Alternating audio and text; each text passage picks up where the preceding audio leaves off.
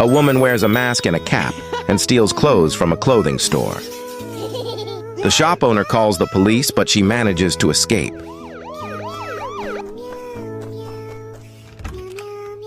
Later, she removes her mask and gives the stolen clothes to her friend, who is getting married. Her friend is very happy.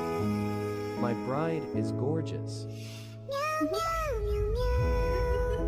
On the wedding day, that same friend calls the police.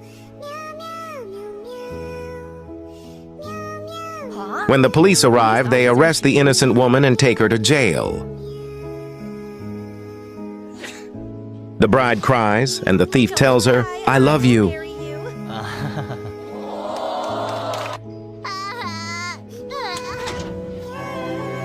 The woman feels happy that she loves the bride, You are officially husband and wife. but later she cries a lot in jail.